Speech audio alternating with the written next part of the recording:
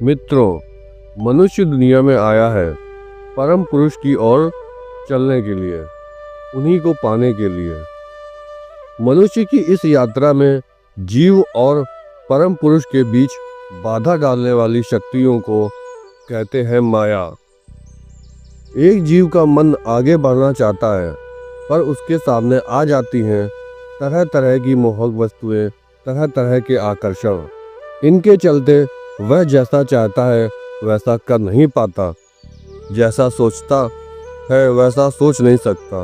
वह चाहता है कि इस विषय पर सोचूं, पर मन बार बार वहाँ से हट जाता है। वह चाहता है कि इस विषय पर नहीं सोचूं, तो उसका मन उसी विषय पर बार बार चला जाता है। यह जो बाधा डालने वाली शक्ति है, इसे कहते हैं अलमाया।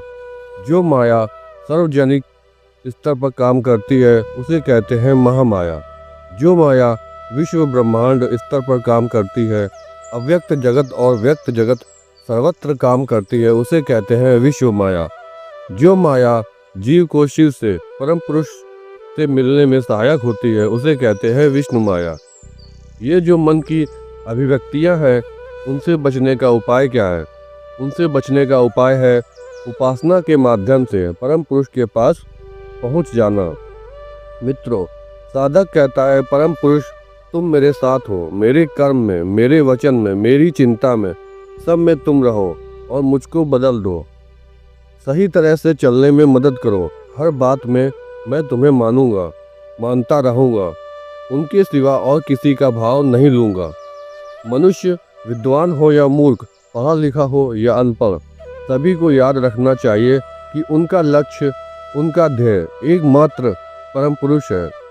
मनुष्य की विद्या, उसकी अविद्या, उसकी मूर्खता, सब कुछ एक ही जगह पहुंच जाती है, परम पुरुष के पास।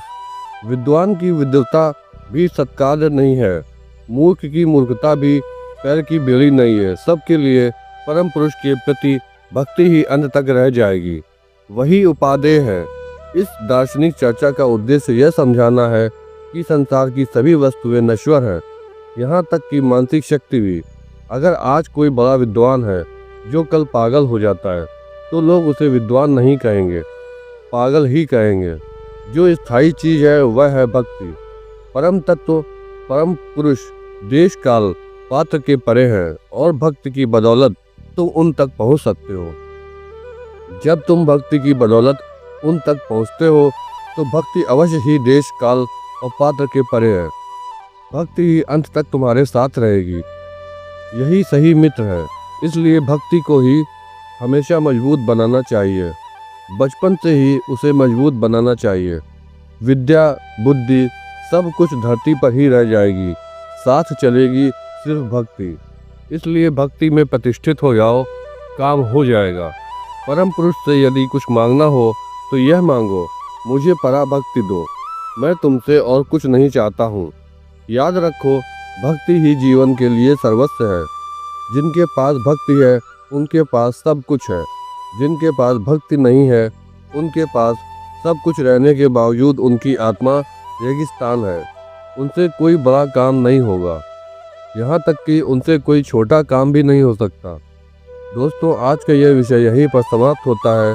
यह पोस्ट अच्छा लगा हो तो इसे लाइक करें, चैनल को भी सब्सक्राइब करें और भविष्य में ऐसे पोस्ट को पढ़ने के लिए हमसे जुड़े रहें। मित्रों, ओम नमः शिवाय। राधे राधे।